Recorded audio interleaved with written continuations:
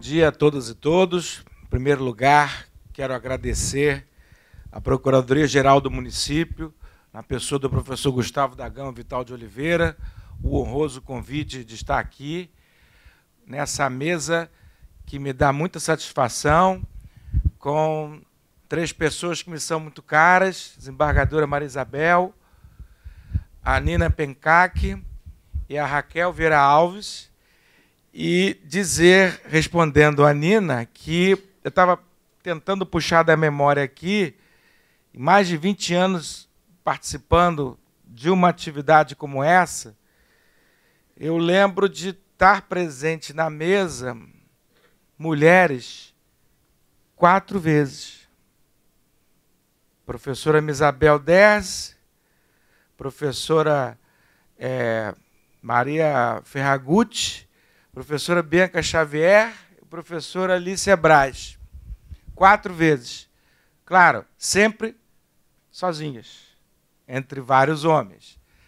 E, sem dúvida nenhuma, é a primeira vez que eu participo de uma mesa majoritariamente formada por mulheres para discutir direito tributário, e quero dizer que me sinto muito bem, porque são as mulheres que vão colocar esse país nos eixos. Eu já desisti dos homens. Então, nós falhamos, são as mulheres que vão colocar esse país nos eixos.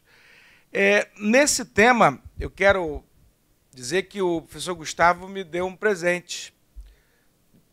E foi involuntário para ele e para mim, porque quando o evento foi concebido, ainda não tinha sido protocolada a proposta de emenda constitucional 45, que vou pedir ao Gustavo para ser o cerne dessa apresentação, porque trata realmente dessa grave questão do conflito de competências entre União, Estados e municípios.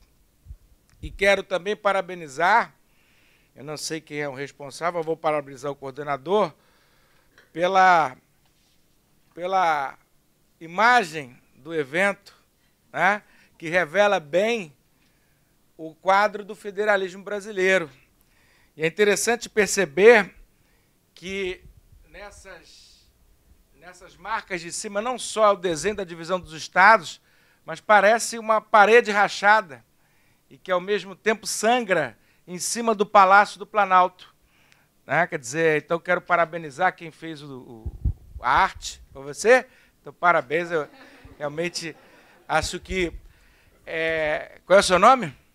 Miguel, parabéns, então, porque eu acho que você conseguiu, nessa arte, sintetizar o quadro do federalismo fiscal no Brasil. E fica muito fácil falar desse tema depois dessas meninas superpoderosas que mostraram a força da Escola de Direito Financeiro da UERJ, mostrar também que a gente está ficando velho, e aí o pior não é olhar para elas aqui e ver o brilho que elas estão alcançando, é olhar para o organizador do evento, que foi professor delas e que foi meu aluno. E aí a coisa começa a ficar preocupante. Né?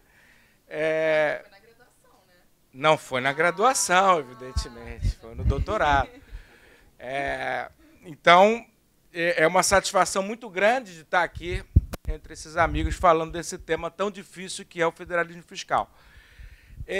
Quero me socorrer da análise histórica que a doutora Raquel fez e, comungando com a sua exposição, lembrar que o federalismo alemão não só se dá num país de cultura democrática e federativa mais acendrado, de práticas públicas mais republicanas, mas lembrar também que, a despeito dessa participação dos representantes dos Länders na formação da vontade nacional de forma mais efetiva no Brasil, ainda assim, a lei fundamental alemã preservou na competência dos Länders um imposto importante, que é o imposto sobre as corporações. Ou seja, a meu ver, não tem problema tirar um imposto daqui e botar ali. Reforma tributária é para isso, para resolver o que não está funcionando corretamente. O problema é retirar da competência tributária dos estados e municípios seus principais impostos sem colocar nada em troca. Ah, mas vai repartir o dinheiro. Ah, mas eles vão ter uma alíquota singular. Então vamos explicar um pouquinho o que é esse projeto da PEC 45 de 2019, que foi protocolada no último dia 3 de abril. Ela é fruto de um estudo importante, um estudo muito competente, conduzido pelo CCIF, que quer dizer Centro de Estudos Fiscais e Cidadania, ou alguma coisa, eu lembro do fiscal e da cidadania nesse contexto, liderado pelo Bernardo Api e pelo Henrico de Santi, grande professor de Direito Tributário da FGV de São Paulo. E nesse estudo, e o instituto que eles competentemente lideram, se revela uma preocupação muito grande com a simplificação da gestão fiscal por parte das empresas. E, nesse sentido, a PEC anda muito bem. Por quê? Porque existem hoje 5 tributos que incidem sobre a circulação de bens e serviços na cadeia econômica, chamados impostos plurifásicos, ou tributos plurifásicos, ou tributos circulatórios, como eu chamei na minha última obra, ou tributos sobre o consumo, o que vão incidindo sobre a evolução de bens e serviços na cadeia produtiva e repercutem no preço final do produto. Portanto, economicamente, eles vão incidir sobre o consumidor, que a gente chama, de certa forma, impropriamente, de contribuinte de fato, enquanto aquele que pratica o fato gerador e tem obrigação de pagar o tributo é o chamado contribuinte de direito. Quer dizer, então não resta dúvida que, para quem gere a administração fiscal de uma empresa, deixar de estar submetido a PIS e COFINS, que tem uma sistemática complicadíssima do ponto de vista da não cumulatividade, o IPI federal, também submetido a uma não cumulatividade mais consolidada no tempo, mais imune a controvérsias doutrinárias e jurisprudenciais. Na parte da União, o ICMS estadual e o ISS municipal. E aí nós temos um problema. Problema que vivemos numa federação tripartite. Por isso, mais complicada do que a Alemanha, do que os Estados Unidos, onde o município, com todas essas deficiências que a Nina bem apontou, integra a federação, impede igualdade, ou pelo menos assim deveria ser, no desenho constitucional original, com União e Estados. E não é à toa, por ser uma federação diferente, por ser uma federação com quase 6 mil integrantes, dá no Pacto Federativo Constitucional uma importância maior à repartição de competências, notadamente as competências tributárias. No nosso modelo federativo, porque, como a doutora Raquel bem lembrou, existem vários modelos federativos.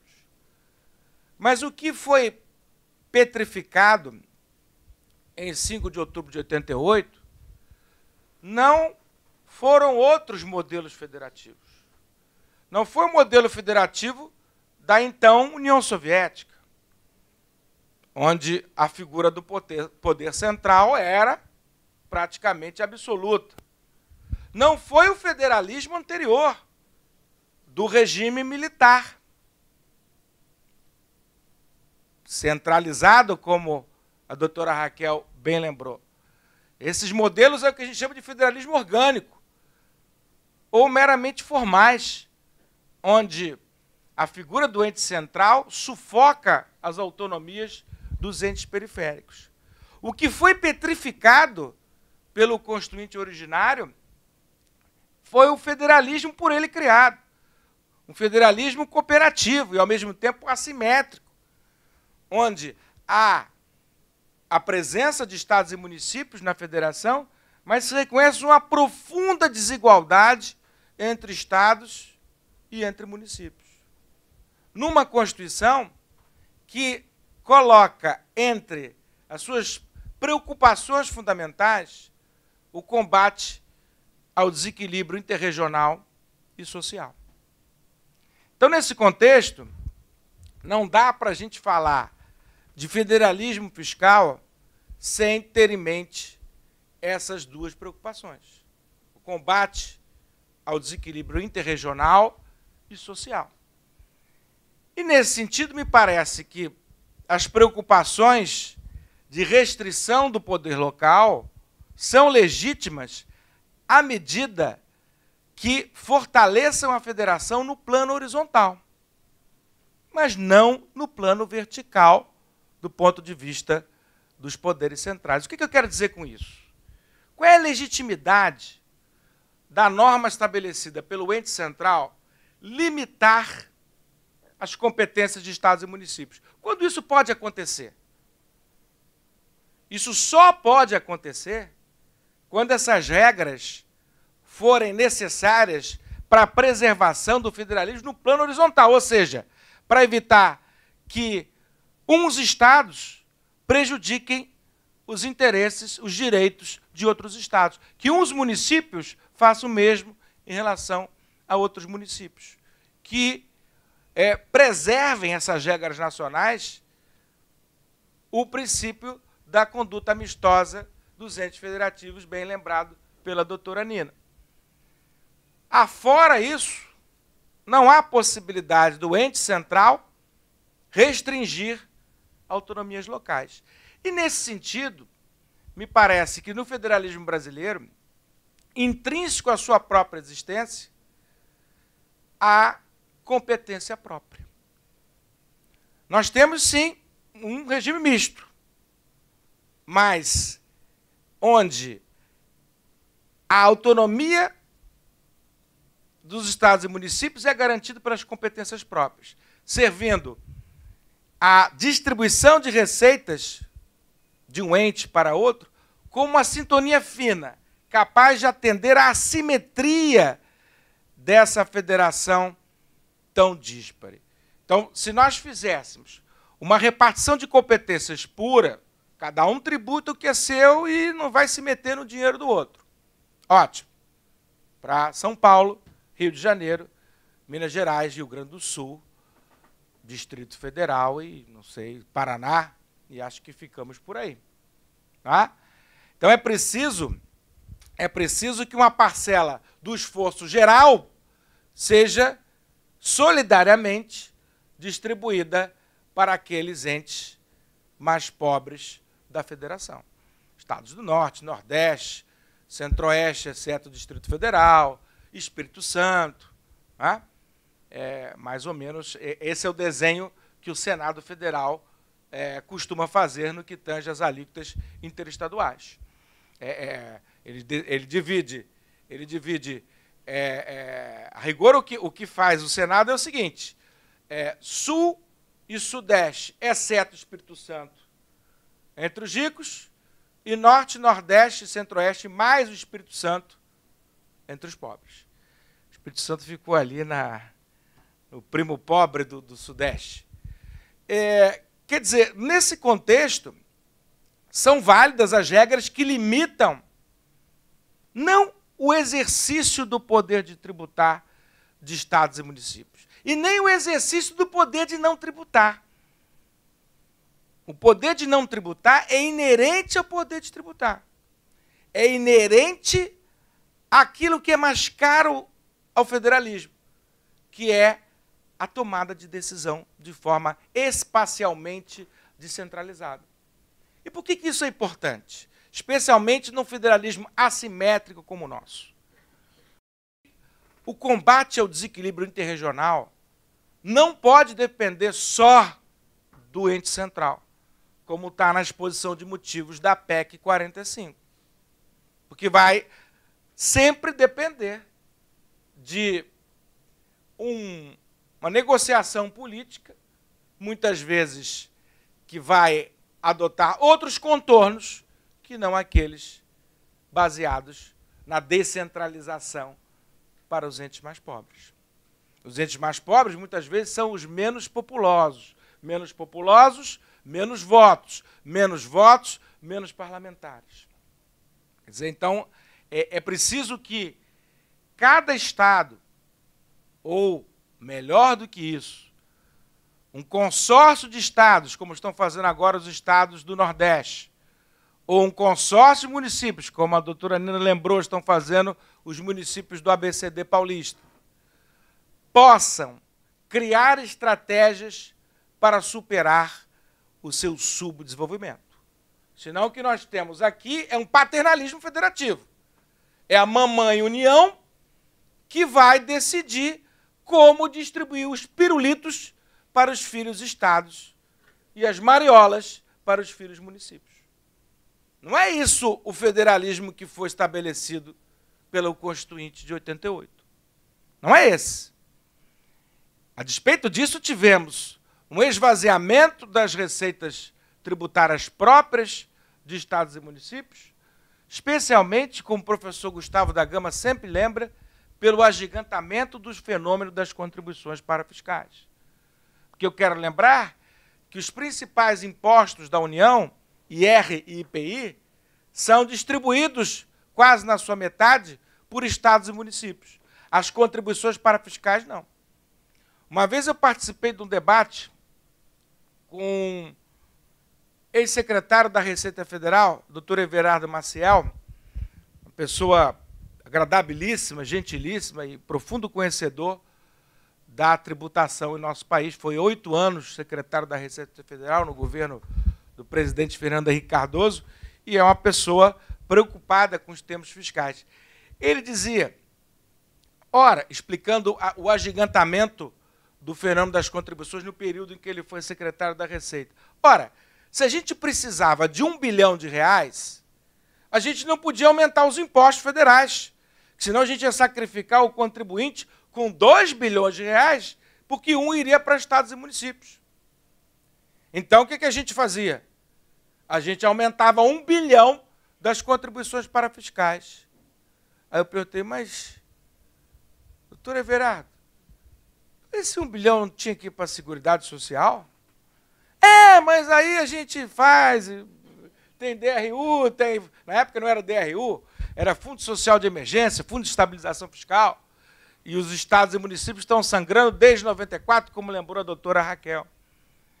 Então nós temos um esvaziamento daquele federalismo fiscal aos poucos, por lei de responsabilidade fiscal, por lei Candir, por DRU, pelos fundos sociais de emergência e de estabilização fiscal. Pouco a pouco, aquele desenho financeiro que foi estabelecido em 88 foi sendo esvaziado. Mas agora chegou a pá de cal. Agora estamos vendo a proposta apresentada pelo deputado Baleira Rossi, do MDB de São Paulo, no sentido de eliminar a competência tributária de estados e municípios no que tange aos tributos sobre o consumo. Eles dizem que não, na exposição de motivos. Dizem que agora o imposto é competência da União, do Estado e do município. Que coisa mais bonita isso. Todo mundo é competente para o IBS. Né? Mas, o que é a competência tributária? É só escrever, é da competência do município, é da competência do Estado, para ele não ficar triste? Ele não é bobo. Aqui na Procuradoria do Município não tem gente boba.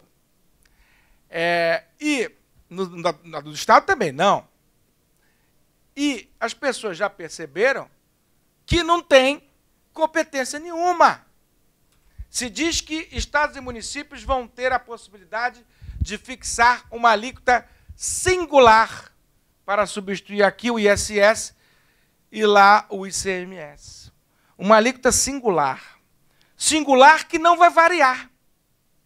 Não vai variar entre produtos e serviços.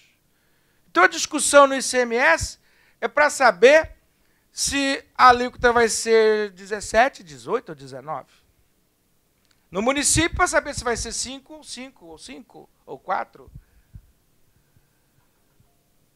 E aí? E a política fiscal? E aquela coisa mais importante do federalismo fiscal, que é a possibilidade da tomada de decisão, estabelecer sua política de desenvolvimento autônomo, sem a participação da vontade da mamãe União. Como é que estados pobres, municípios pobres, vão criar uma estratégia de desenvolvimento econômico, especialmente quando estiverem longe do mercado consumidor, da mão de obra qualificada e dos canais de exportação? Por que você, empresário, brasileiro ou estrangeiro, vai investir o seu dinheiro nessas regiões? Para você precisar trazer mão de obra qualificada, para você precisar financiar o transporte para os mercados consumidores mais ativos e para a exportação, por que você vai fazer isso? Porque você gosta de Luiz Gonzaga e vai levar a sua empresa para o Nordeste? Não me parece que a lógica do agente econômico seja essa. Quer dizer, então, eu tenho muito cuidado quando falo de guerra fiscal. Hoje, guerra fiscal está sendo traduzida como o exercício do poder de não tributar de estados e municípios. Quando, na verdade, o exercício do poder de tributar de não tributar dos estados e municípios é íncito ao exercício da competência tributária, que, por sua vez, é inerente ao federalismo. O que adianta ter prefeito só para limpar as ruas, governador só para entregar o Maracanã para o Flamengo? E, aliás, uma decisão que não se explica em nenhuma medida, né? A sorte é que o Vasco não precisa de Maracanã, porque tem São Januário. Mas é para isso? Quer dizer, as decisões importantes passam ao largo de estados e municípios. Aí eu pergunto, por que precisa de federação?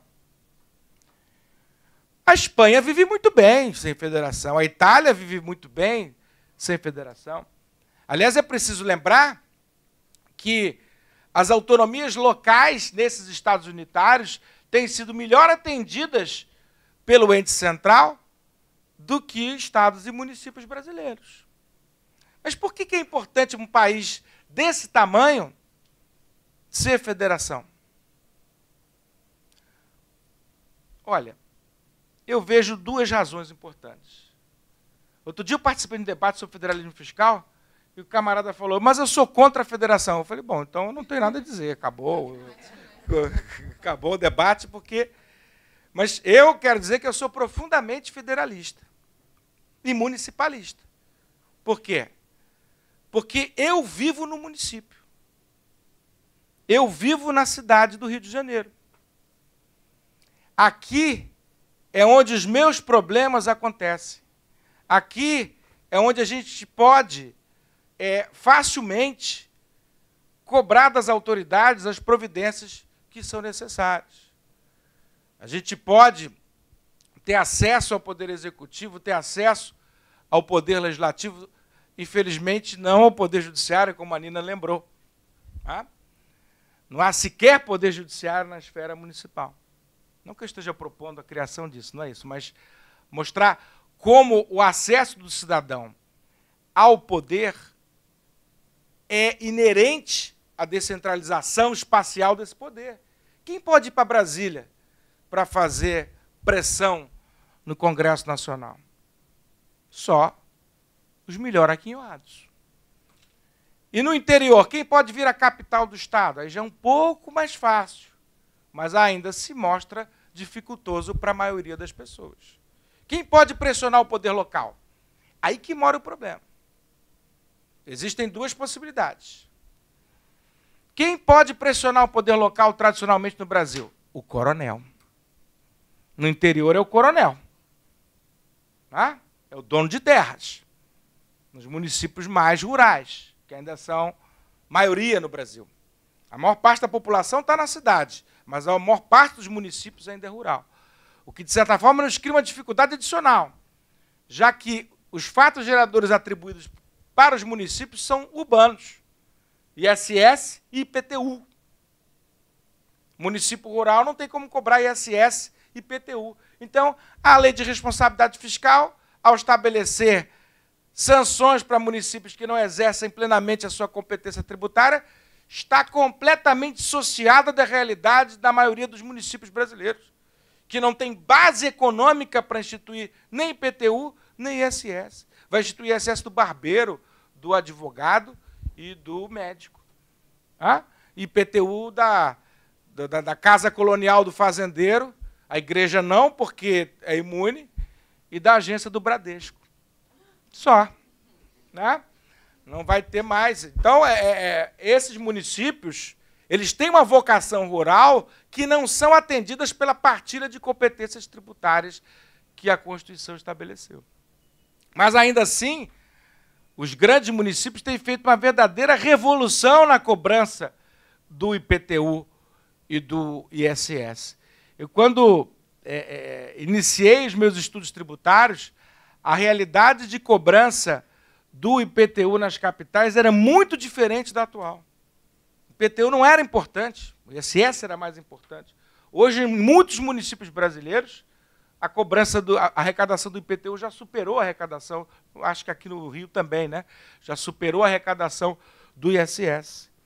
Por quê? Porque é o imposto que o Estado e o município cobra sem maiores amarras federais, sem maiores complicações com as competências de estados e municípios. Quer dizer, então, quando nós temos uma emenda constitucional que retira de estados e municípios as competências tributárias, a meu ver, nós estamos facilitando a vida de quem gerencia os tributos dentro das empresas. Mas nós estamos ferindo de morte o federalismo fiscal. E tem outro problema, que essa simplificação proposta pela emenda 45 propõe. O fim da seletividade na tributação sobre o consumo. E por que isso é importante? Seletividade como critério de capacidade contributiva no imposto sobre o consumo, que permite, mal ou bem, num sistema tão regressivo quanto o nosso, que privilegia tanto os ricos em detrimento dos pobres, e que faz com todos os esforços distributivos do Estado brasileiro sejam, de certa forma, anulados por esse sistema regressivo, onde a tributação sobre o consumo torna mais ainda regressivo esse sistema, a seletividade é uma pequena válvula de capacidade contributiva, permitindo, pelo menos, professor Gustavo, que o caviar que o senhor consome seja tributado em valor superior ao leite, ao pão, ao feijão, ao arroz, aos bens da cesta básica. O uísque que o senhor toma seja tributado de forma mais gravosa que os remédios. Isso é viabilizado pela seletividade. Em nome da neutralidade fiscal, que é um dogma que se criou. O sistema tem que ser neutro, não. O sistema tem que ser coadunado com os objetivos fundamentais da República Federativa do Brasil, que é o combate à desigualdade regional e social. Essa seletividade será eliminada. Com isso, a capacidade contributiva nos impostos sobre o consumo, que é, como o professor Ricardo Lobo Torres bem lembrava, é efetivada pela seletividade no IPI, no ICMS, deixe de existir. Quer dizer, com isso, o uísque do Dr. Gustavo vai ser tributado com a mesma alíquota do leite das crianças. Quer dizer, então, a rigor, essa proposta de emenda constitucional, ela, a meu ver, viola duas cláusulas pétreas importantes aplicadas ao sistema financeiro e tributário, que é a cláusula pétrea do federalismo fiscal, ao suprimir competências tributárias muito relevantes para estados e municípios, sem substituir por nenhuma outra fórmula própria, e violar também a cláusula pétrea da capacidade contributiva, que nos impostos sobre o consumo é viabilizada pela seletividade, que é suprimida pela emenda constitucional. Significa que a emenda facilita, sim, a vida das empresas, o que é importante para o desenvolvimento econômico do país, mas contraria dois dos principais objetivos fundamentais da República, que são o combate ao desequilíbrio interregional e o combate às desigualdades sociais. Portanto, acho que merecemos do Congresso Nacional uma discussão que passe por outros caminhos, tentando também ser propositivo, sem querer oferecer solução fácil para problema difícil, que eu acho que o que a emenda faz é isso, oferecer solução fácil para um problema difícil. E aí a emenda é tão ruim que me faz até concordar com Paulo Guedes. Eu nunca pensei que isso fosse acontecer. O Paulo Guedes está dizendo que não dá para mexer com o imposto de Estado e município. Vamos unificar, fazer um IVA federal, unificar IPI, PIS e COFINS. Tem que ver o detalhe, né, que o diabo mora nos detalhes. Tem que apresentar a proposta por escrito, dos artigos e tal. Mas isso pode, do ponto de vista federativo. Tem que ver a questão da seletividade, como é que vai ficar. Né? Tem que ver a seguridade social, como é que vai ficar. Que o Paulo Guedes tem falado em desvincular tudo. E aí a seguridade social vai ficar a ver navios. Mas, do ponto de vista federativo, é viável uma solução que passe por um IVA federal. Já vi vozes, Gustavo deve ter visto também, não pode IVA federal porque está invadindo competências de estados e municípios. Bom, quem não pode fazer isso é a lei complementar da competência residual. A Constituição pode, desde que não viole esse equilíbrio de competências. E aí o problema passa a ser o quê? O não confisco. Porque se não existe problema de bitributação, desde que isso seja feito pela Constituição. O problema da bitributação é a invasão de competência. Mas se os dois são competentes, não há problema de bitributação.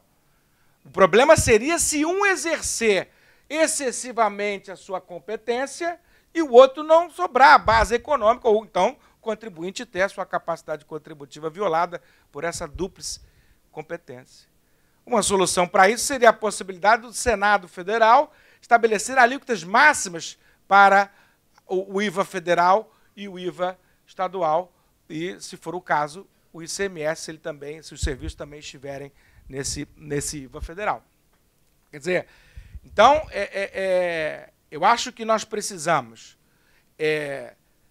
acabar com a guerra fiscal por instrumentos que não acabem com a própria federação. Porque acabar com a guerra fiscal acabando com a federação é jogar a criança fora com a água do banho. Na verdade, acho que essa proposta de simplificar em nome ou em detrimento da federação, em detrimento da capacidade contributiva, algo deletério ao Brasil nesse momento. O que nós precisamos é de uma reforma tributária que possa combater os equilíbrios interregionais e combater a desigualdade social, que é a principal chaga do Brasil. Nós temos um sistema tributário nacional que alimenta esses dois problemas. E não podemos aprofundar essas contradições. Um IVA federal não me parece uma ideia ruim. É o que fazem a maior parte dos países federativos que adotam o IVA. O problema é o nosso pecado original, que é a emenda 18. A emenda 18, por termos essas características federativas, pegou um pedaço, deu para o Estado, outro para o município e outro para a União. Talvez a solução seja essa. Entregar cada um uma parcela sem essas discussões. O que é serviço, o que é mercadoria, o que é produto industrializado. Mas, às vezes, a coisa se mistura. Nós temos a era dos intangíveis, onde tudo isso fica meio nebuloso. Entrega a competência tributária para cada um, entrega o IVA para cada um, mas com alíquotas limitadas, para não haver a possibilidade de um dos entes, geralmente o federal, esgotar a capacidade contributiva representada por aquela materialidade econômica. O que não pode, a gente achar que vai ter federação distribuindo apenas dinheiro. A gente sabe que o exercício da competência é exercício de poder, e federação é repartição espacial de poder. Muito obrigado, e vamos em frente nesse projeto brasileiro de construir uma federação inclusiva.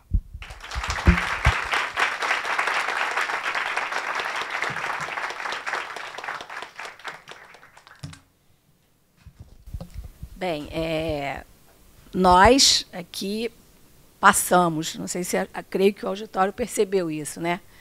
A gente vem falar de federalismo fiscal, mas se passou pela história do Brasil, se fez um apanhado dos julgados do Supremo, da nossa Corte Superior, se compreendeu conceitos, se colocou conceitos, se perguntou, né, de princípio como fundamento para uma direta de inconstitucionalidade, que é uma reflexão interessante, né? Eu, como julgadora mesmo, ouvi coisas aqui que nunca tinha parado para pensar, né? E todas essas colocações também eu percebi interessante, né? No meu tempo de concurso, cada palavra gerava um gancho, né? Eu, quando estudo, ainda faço isso, só que para concurso tinha que ser uma coisa sistematizada, né? Eu tinha menos liberdade para criar. Então, cada palavra me gerava um gancho, e dali eu abria um livro, bem, enfim, e aí o estudo é infinito. E hoje isso se repetiu inúmeras vezes. Né? Então, se viu isso com a primeira palestra, com a segunda palestra, e a gente fecha com o professor Ricardo Lodge, aqui coroando essa manhã de trabalhos. E aí me vem um questionamento, que o doutor Gustavo já conhece, esse meu sofrimento, né, dentro de todo esse contexto do Brasil, onde nós temos uma Constituição, aquele jargão que todo mundo nem se usa mais, né, a Constituição Cidadã, né, onde a gente tem inúmeros... os estados, os entes federados têm que se haver, né? Eu até coloquei isso, pincelei isso numa reflexão que eu fiz de um trabalho pequeno que eu fiz. Então, os entes federados têm que se haver com muitas questões, com muitas obrigações, com muitos deveres, aonde eu digo para o município que ele é solidário com o Estado na hora que ele tem que dar o remédio, a assistência, né? Isso é um dos pontos. Né? E, ao mesmo tempo, eu trato o município como o patinho feio, ou eu retiro dele toda a capacidade e autonomia. Eu dou a ele deveres, mas eu mitigo a autonomia está escrita, se eu compreendi bem o que foi dito hoje, ou se eu conseguir captar um pouco disso. Então, assim, os entes têm, o município, lá na ponta, ele tem que se haver com tudo isso. Né? A gente está falando, como o doutor Ricardo pontuou, nós escolhemos aonde nós queremos viver. Né? Você vive no Rio, em princípio, quem tem essa liberdade de escolher, né? A liberdade é ligada à condição, capacidade. Ela vai viver no Rio, vai viver em São Paulo, vai viver num grande centro. E eu acho que um fenômeno social que a gente enfrenta com essas questões da desigualdade social, né, que eu acho que ela é agravada pela guerra fiscal. Né? Acho que a guerra fiscal, ou esse federalismo assimétrico que o professor colocou, eu acho que agrava essa situação, porque você tem um município pequenininho que não tem a menor condição de dar condição ao cidadão. Isso provoca o êxodo. Né? Aí São Paulo fala, olha só, como é que eu tenho direito de ter mais? Como é que eu vou falar numa divisão? Como é que eu vou falar numa repartição? Quando eu que estou tratando e sustentando quem está lá em cima que veio para cá. Né? Eu acho que são questões sociais pequenas, mas eu, como julgadora, eu me deparo com isso tendo que dar solução para a vida das pessoas. E esse momento não é fácil, né? Porque, à medida que a gente estuda, fica mais difícil. Porque quando você vai estudando, quando você é um julgador que se acomodou, que é raro isso, mas pode ter, ele fica tranquilo, ele fala, não, ela tem direito a ter isso, eu dou o direito dela. Ele não para pensar. Agora, quando você estuda, você se depara com outra realidade. Você fala, não, peraí, eu tenho que administrar tudo isso, todos esses conceitos, todos esses valores. Então, eu acho que essa manhã foi muito produtiva, foi muito proveitosa, espero que todo mundo tenha saído daqui com... Acrescentou muito para mim e acredito para todos nós. E os palestrantes estão de parabéns. E, meninas, adorei conhecê-las, estão na minha lista agora, pode anotar lá. Mais uma fã que vocês arrumaram, que eu adoro assim, acompanhar o trabalho tão ilustre, tão importante. Então, parabéns. E, professor Gustavo, muito obrigada. Fico muito honrada, me sinto prestigiada como uma estudante e discípula dos senhores. Tá? Um bom dia a todos. E o professor vai sortear o livro da doutora Raquel. Não, a forma de sorteio é seu. Ah, sim. Obrigado. Bom, gentilmente a Raquel disponibilizou aqui para a gente um livro, que inclusive é resultado da dissertação de mestrado dela na UERJ. Por coincidência, eu fui orientador da dissertação dela, com muito orgulho. Então, estava pensando aqui no critérios, eu acho que a gente não tem uma lista. Tem lista? Mas tem a numerada de 1 a tanto? Tem número? Então, de repente, se a lista fica ali, não fica? Não está aí, não? Ih, alguém recolheu. Bom, para a gente não perder muito tempo, eu pensei numa... Não, aí já... Eu faço muito isso com meus alunos, falar o dia do aniversário. Então, a gente podia colocar o dia do aniversário da Raquel e a pessoa que for mais próxima do aniversário dela vai ser contemplada. Para frente ou para trás? Oi? Para frente ou para trás? Não, calma, vamos... A cada dia com a sua agonia. Se tiver empate, a gente pensa nos critérios, mas, a princípio, o seu aniversário, Raquel, é? 17 de fevereiro. Quem faz? 16 de fevereiro. Procurador, vale? Não, peraí. Aí, temos uma preliminar aqui que eu suscito de ofício. Procurador do município, vale? Ex-diretor do chefe de centro de estudos, vale? Ô, Daniel. E aí, o que eu faço? Passa? 1º de janeiro. Hã? Aqui tem 20? 20 de fevereiro ali. 24. Acho que o dia 20, então, é o mais próximo, né? Por favor, vem aqui para testemunharmos essa... Mas é uma forma muito pacífica de solução de controvérsia. Isso, não tem como mudar mais o nascimento. Os municípios podiam fazer isso.